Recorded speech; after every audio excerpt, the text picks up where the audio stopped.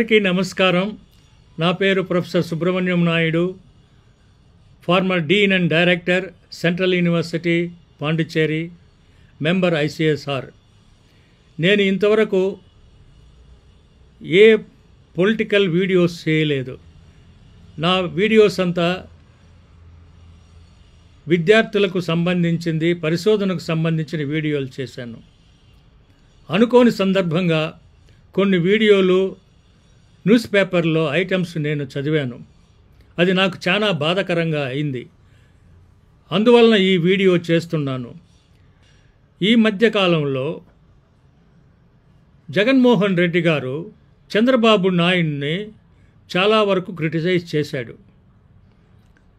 దాంట్లో ఒక భాగం ఏమంటే, పెద్దిరెడ్డి చంద్రబాబు నాయుడు గారిని కొట్టాడు అనేది నేను వీడియోలో చూశాను. తను మాట్లాడడం ఇప్పుడు మీరు చూడండి. ఆయన మాట్లాడిన మాట ఎంతవరకు నిజమో. చంద్రారెడ్డిని ఆయన మీద బండేయాలని చెప్పి విపరీతంగా ప్రయత్నం చేస్తూ ఉంటాడు. పెద్దిరెడ్డి రామచంద్రారెడ్డి ఈయన చిన్నప్పుడు క్లాస్మేట్లు. అప్పుడప్పుడు పెద్దిరెడ్డి రామచంద్రారెడ్డి కాలేజీలో ఉన్నప్పుడు చంద్రబాబు నాయుడు కొట్టినాడంట. ఆ కోపాన్ని ఆయన ఎప్పుడు తట్టుకోలేడు, జీర్ణించుకోలేడు. పెద్దిరెడ్డి రామచంద్రారెడ్డి అంటే ఇట్టుకుంటాడు, వాళ్ళ కుటుంబాన్ని నాశనం చేయాలా, వాడి కుటుంబాన్ని తొక్కాలా, వాళ్ళ కుటుంబాన్ని చెడు చేయాలా అని చెప్పి. పాపం ఆయన అంటే ఆయన ఏ పోర్ట్ఫోలియో ఉన్నా కానీ అంతే, ఆయన మీద పడాల్సింది ఆయనను ఏమేమో. ఈ మాటలు ఎంతవరకు నిజమనేది ఒక మిత్రుడుగా నేను మీకు తెలియజేయాల్సింది నా బాధ్యత.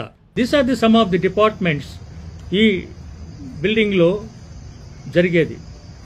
గ్రౌండ్ ఫ్లోర్లో మీరు ఇప్పుడు చూడొచ్చు. గ్రౌండ్ ఫ్లోర్లో ఆంథ్రపాలజీ, సోషియాలజీ డిపార్ట్మెంట్స్ పక్కనే ఉంటాయి. తర్వాత హోమ్ సైన్స్ డిపార్ట్మెంట్ వస్తుంది. నా class room, Peddireddy class room పక్కనే. మేమిద్దరం ఎప్పుడు చూసుకునే వాళ్ళం.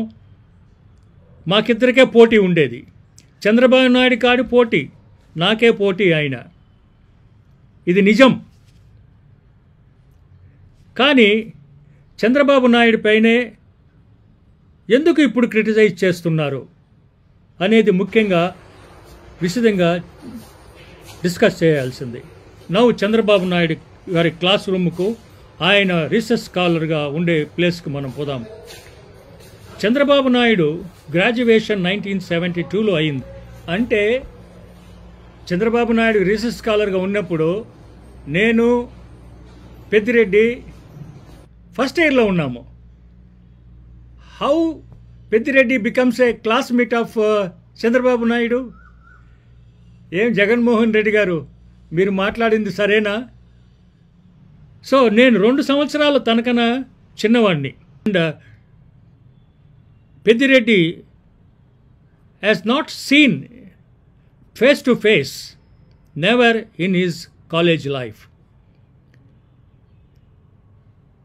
నేను పెద్దిరెడ్డికే పోటీ ఎక్కువగా ఉండేది, మాకిద్దరికే, చంద్రబాబు నాయుడుకి కాదు.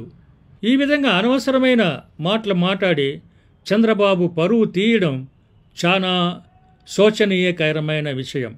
నేను దీన్ని ఖండిస్తున్నాను.